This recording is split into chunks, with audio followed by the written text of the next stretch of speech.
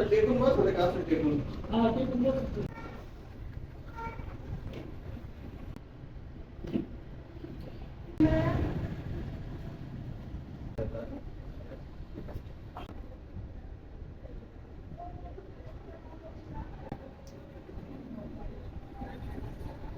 एक असेल तर मग जातो असं.